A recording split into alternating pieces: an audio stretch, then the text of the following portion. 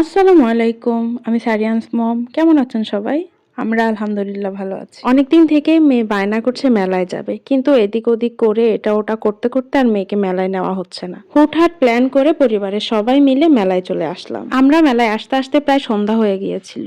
তখন মানুষের এত ভিড় ছিল, আমাদের আর হাঁটা লাগে নাই। মানুষ ধাক্কা দিয়েই এদিক ওদিক নিয়ে গিয়েছে। এই মেলাতে আমার কাছে সবচেয়ে ভালো লেগেছে ঘর সাজানোর জিনিসগুলো। এই যে আমরা হাঁটছি, এটা ওটা দেখছি। শপিং এ বা মেলায় গেলে আমার কেন যেন ঘর সাজানোর জিনিসগুলো সবচেয়ে বেশি চোখে পড়ে। আমি সেগুলোই বারবার দেখতে থাকি, ভিডিও করতে থাকি। এখানে কিছু কুকারিজ জিনিসের স্টল বসেছে। তারপর আমরা সেই স্টলগুলো ঘুরছি, দেখছি, বিভিন্ন জিনিসের প্রাইস জিজ্ঞেস করছি।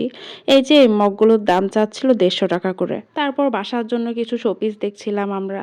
এই যে এগুলোর দাম চাচ্ছে হচ্ছে 120 টাকা করে। তারপর বাচ্চাদের খেলনারও বিভিন্ন স্টল বসেছে। আমরা সেগুলোও দেখছিলাম, ঘুরছিলাম। যদিও আমার মেয়ে খেলনা কিনতে খুব একটা বেশি পছন্দ করে না। তার পছন্দের লিস্টের মধ্যে সবার উপরে হচ্ছে কলম আর পেন্সিল। সে যেখানেই কলম আর পেন্সিলের দোকান দেখবে সে সেখানে দাঁড়িয়ে যায়। তারপর মাটির জিনিসপত্রের কিছু দোকান বসেছে, আমরা সেগুলো দেখতে গেলাম। সেখানে হচ্ছে কাপ সেট গুলো 150 করে যাচ্ছে। এখানে আবার জাফরানি তান্দুরি চায়ের একটা স্টল বসেছে, আমরা সেটাও ট্রাই করেছি। আলহামদুলিল্লাহ ভালোই লেগেছে। তারপর কিছুক্ষণ ঘোরাঘুরি করে আমরা চলে আসলাম। সবাই ভালো থাকবেন আর আমাদের জন্য অনেক অনেক দোয়া করবেন। আল্লাহ হাফেজ।